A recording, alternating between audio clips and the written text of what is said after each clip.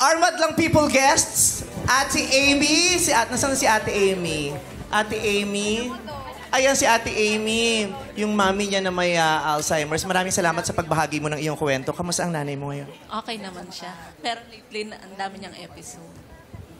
Nakakanood ba siya ngayon? Nakakanood? Oo. Pero hindi masyado nakakarinig. May tinnitus kasi siya. Pero nakikita niya yan. Hi, Nay. Hi, nanay. Ang pangalan ni nanay?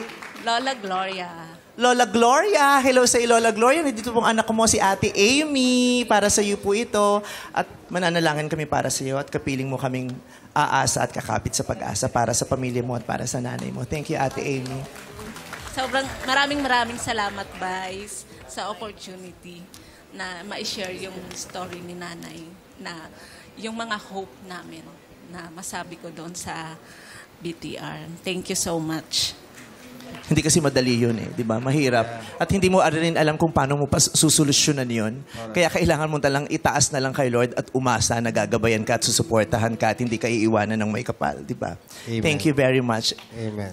Doc Nelden and Sir Faith. Ayan, Doc Nelden and Sir Faith. Ayan, sila na may mag-asawa. Ang ganda ng pangalan ni Sir Faith. Di ba? Maraming salamat po sa tapang ninyo. Hindi lahat kayang i-share yun, ha, yung pinagdadaanan ninyo. At I'm sure marami pong nakaka-relate sa inyo. Marami rin ganyang pamilya na gustong-gusto nilang magkaanak. Kayang-kaya naman nila, pero parang minsan nakakasama ng loob dahil ba't ayaw ibigay. Samantala yung sa iba, parang di naman nila kaya o ayaw nila, pero nabibigay. Pero alam naman nating may dahilan ng Panginoon. At hindi masamang kumapit pa rin sa pag-asa. Yes po. Anchoring din sa sinabi niya kanina yung regarding sa timing ni Lord, it's also written in the Bible that the Lord is not slow in keeping His promise. It's just that iba yung timeline ni Lord, iba yung timeline natin. We just need to keep on hoping.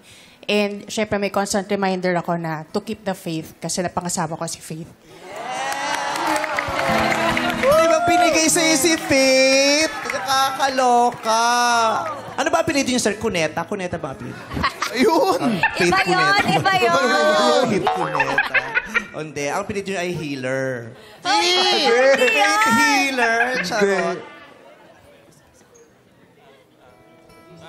To all couples na that's clinging on hope, never lose hope. And then yun nga, yung timing, it's very mahirap na concept na mag-grasp, but the Lord works in mysterious ways, so we don't know. Just keep trusting. Thank you very much po. At syempre nakasama rin natin si Tatay Roy, galing pa ng Sibuyan. Tatay Roy! Oh, ang tapang din ni Tatay Roy at ang generous niya na i-share yung istorya niya sa telebisyon na maraming makakaalam na minsan sa buhay niya ay sumablay siya bilang ama. Pero ang tapang niyo po, buti pumayag po kayong i-share yung istorya niyo.